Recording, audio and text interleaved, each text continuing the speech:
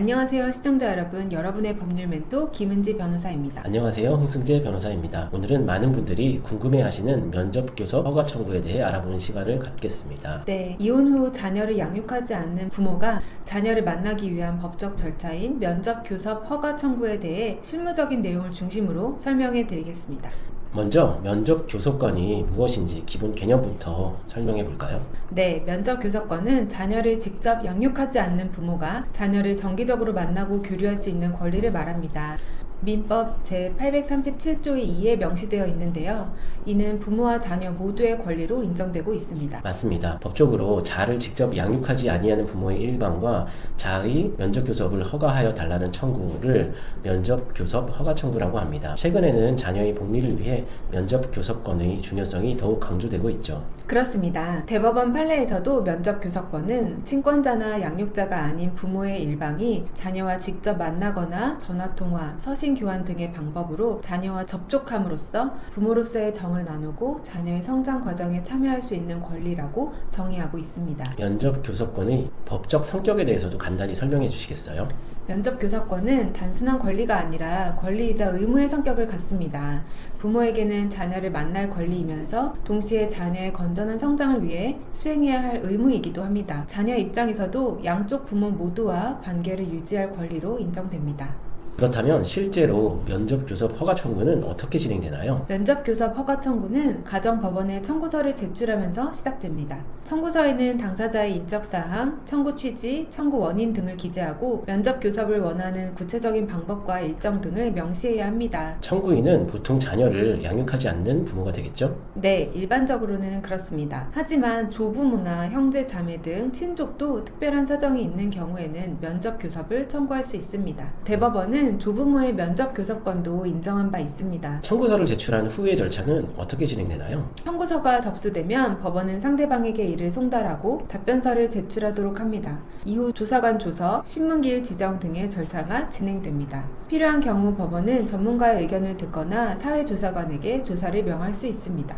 당사자들이 합의하면 더 간단하게 진행될 수도 있겠네요. 맞습니다. 양육자와 비양육자가 면접교섭의 방법과 시간에 합의하면 법원은 그 합의 내용을 고려하여 심판을 하게 됩니다. 하지만 합의가 없거나 합의 내용이 자녀의 복리에 반한다고 판단되면 법원이 직권으로 면접교섭의 방법과 시간을 정하게 됩니다. 법원은 어떤 기준으로 면접교섭을 허가하나요? 가장 중요한 기준은 자녀의 복리입니다. 법원은 자녀의 나이, 건강상태, 양육환경, 부모와의 관계, 면접교섭이 자녀에게 미치는 영향 등을 종합적으로 고려합니다. 실제 사례를 통해 좀 더 구체적으로 설명해 주시겠어요? 네, 예를 들어 서울 가정법원 사건에서는 자녀가 아직 영유아인 경우 면접교섭의 시간을 짧게 하되 빈도를 높이는 방식으로 결정했습니다. 반면에 자녀가 초등학생 이상인 경우에는 주말이나 방학을 이용한 1박 2일 이상의 장기 면접교섭을 허용하는 경향이 있습니다. 면접교섭이 제한되거나 불허되는 경우도 있나요? 네, 면접교섭이 자녀의 복리를 해칠 우려가 있는 경우에는 제한되거나 불허될 수 있습니다. 예를 들어 비양육자의 알코올 중독이나 폭력성이 입증된 경우, 자녀에 대한 학대 이력이 있는 경우 등이 해당됩니다. 대법원 결정에서도 면접교섭권의 행사가 자녀의 건전한 성장과 복지에 해롭다고 인정되는 경우에는 가정법원은 면접교섭을 제한하거나 배제할 수 있다고 판시한 바 있죠. 네, 맞습니다. 최근 법원은 면접교섭권의 중요성을 고려하여 완전히 불허하기보다는 제3자 입회 하에 면접교섭을 허용하거나 화상통화나 전화통화 등 간접적인 방법으로라도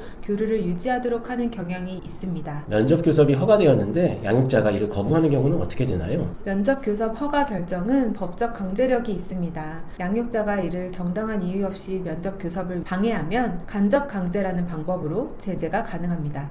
간접강제는 면접교섭을 방해할 경우 일정 금액을 지급하도록 명령하는 것입니다. 가사소송법 제64조에 따라 이행명령을 할 수 있고 이를 위반하면 1천만 원 이하의 과태료나 30일 이내의 감치에 처할 수도 있죠. 네, 그렇습니다. 하지만 실무적으로는 강제집행보다는 당사자 간의 원만한 협의를 통해 문제를 해결하는 것이 자녀의 복리를 위해 바람직합니다. 면접교섭 방법의 변경도 가능한가요? 네, 가능합니다. 자녀의 나이가 많아지거나 생활환경이 변화하는 등 사정 변경이 있으면 면접교섭의 방법과 시간을 변경하는 청구를 할 수 있습니다. 이를 면접교섭 변경 청구라고 합니다. 예를 들어 자녀가 성장하면서 학업 일정이 바뀌거나 비양육자의 거주지가 멀어지는 경우 등이 교섭이 해당되겠네요. 맞습니다. 또한 면접 교섭이 자녀에게 부정적 영향을 미치는 것으로 판단되면 면접 교섭을 제한하거나 중지하는 결정을 할 수도 있습니다. 면접 교섭 허가 청구를 준비하는 분들에게 실무적인 조언을 해주신다면요. 첫째, 구체적인 면접 교섭 계획을 수립하는 것이 중요합니다. 만남의 주기, 시간, 장소, 방법 등을 구체적으로 제시하면 법원의 판단에 도움이 됩니다. 둘째, 자녀의 복리를 최우선으로 고려한다는 점을 보여주어야 합니다. 자녀의 학업, 건강, 심리 상태 등을 고려한 계획이어야 합니다. 증거 자료 준비도 중요할 것 같은데요. 네, 자녀와의 유대관계를 보여주는 사진, 편지, 선물 등의 증거와 함께 안정적인 주거 환경, 경제력 등을 입증할 수 있는 자료를 준비하면 좋습니다. 또한 자녀의 연령에 따라 적절한 면접 교섭 방법을 제안하는 것도 중요합니다. 양육자 입장에서는 어떤 점을 고려해야 할까요? 양육자는 개인적인 감정보다는 자녀의 이익을 우선시해야 합니다. 특별한 사정이 없는 한 자녀가 양쪽 부모와 모두 관계를 유지하는 것이 건강한 성장에 도움이 된다는 것을 이해할 필요가 있습니다. 마지막으로 면접 교섭이 원활하게 이루어지기 위한 조언이 있다면요. 무엇보다 부모 간의 갈등을 자녀에게 노출시키지 않는 것이 중요합니다. 면접 교섭은 자녀를 위한 것이므로 부모 간의 감정 대립이나 과거 문제를 배제하고 자녀의 복리에 초점을 맞추어야 합니다. 필요하다면 가사조사관이나 상담사의 도움을 받는 것도 좋은 방법입니다. 오늘은 면접 교섭 허가 청구에 대해 자세히 알아보았습니다. 이혼 후에도 자녀의 건강한 성장을 위해 양쪽 부모와의 관계 유지가 얼마나 중요한지 다시 한번 생각해보는 시간이었습니다. 네, 면접 교섭은 단순한 법적 절차가 아니라 자녀의 정서적 안정과 건강한 성장을 위한 중요한 과정입니다. 부모님들께서는 자녀의 입장에서 생각하고 자녀의 복리를 최우선으로 고려해 주시기 바랍니다. 시청해주셔서 감사합니다. 다음 시간에도 유익한 법률 정보로 찾아뵙겠습니다. 좋아요와 구독, 알림 설정도 부탁드립니다. 감사합니다. 감사합니다.